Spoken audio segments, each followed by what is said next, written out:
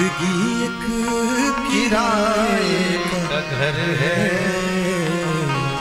एक न एक दिन बदलना पड़ेगा। जिंदगी एक किराए का घर है, जिंदगी एक किराए का घर है, एक न एक दिन बदलना पड़ेगा। मौत आवाज देगी जो तुमको, मौत आवाज देगी जो तुमको, घर से बाहर निकलना पड़ेगा। मौत आवाज देगी जो तुमको, घर से बाहर निकलना पड़ेगा।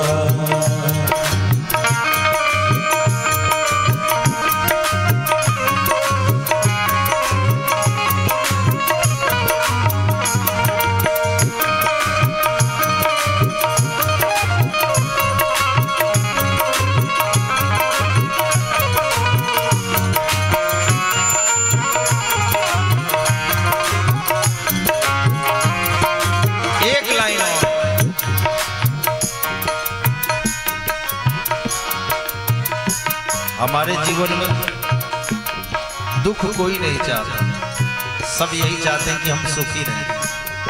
अच्छा सुखी हैं तो भगवान को धन्यवाद, लेकिन अगर दुख आ गया तो हम भगवान को कोसने लगते हैं। कभी कहता है शाम के बाद होगा सवेरा, देखना है अगर दिल सुनहरा। शाम के बाद होगा सवेरा, देखना है अगर दिल सुनहरा। रात्रि गमिष्यति भविष्यति सुप्रभातम्।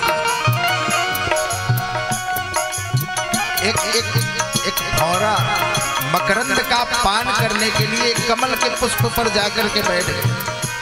आप जानते होंगे सुबह के पहर कमल का पुष्प खुलता है और जब सूर्य नारायण अस्ताचल को जाते हैं तो बंद हो जाता है।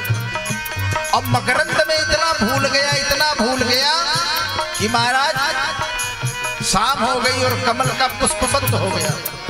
वो अंदर इंतजार करने लगा, कहा रात्रि गमिष्यति भविष्यति सुप्रभातम्। रात बीत जाएगी और सुबह फिर से सवेरा होगा और भगवान सूर्य नारायण का प्रकाश जब इस कमल पुष्प पर पड़ेगा तो ये खुलेगा और मैं पुनः उड़ जाऊंगा। लेकिन महाराज ब्रह्म को तो कुछ और मंजूर था। सुबह हुआ ना तो एक हाथी आया उस तालाब में और आकर के उस कमल के वृक्ष को उखाड़ करके फेंक दिया। जन्म जन्मांतर के लिए तड़प तड़प करके मर गया। कहने का अभिप्राय जो हमारी आकांक्षाएं हैं, ये हमारी आकांक्षाएं इतनी बलवती हैं कि हम चाहते हैं कि सब हमारे हिसाब से हो। सुख आ गया प्रसन्न हो गए, दुख आ गया दुखी हो गए।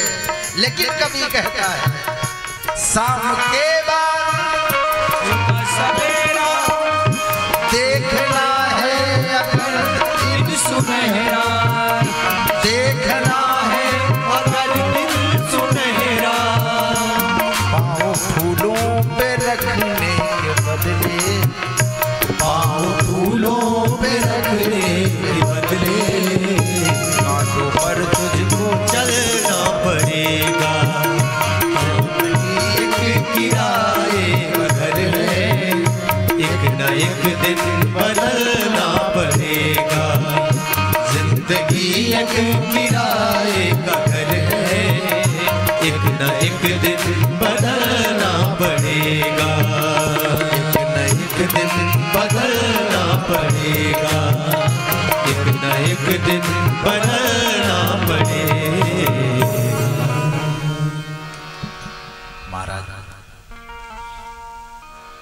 ये सृष्टि जो है ना, इस सृष्टि का हिस्सा हम बने, ये हमारा सौभाग्य है। गोस्वामी तुलसीदास जी लिखा करते हैं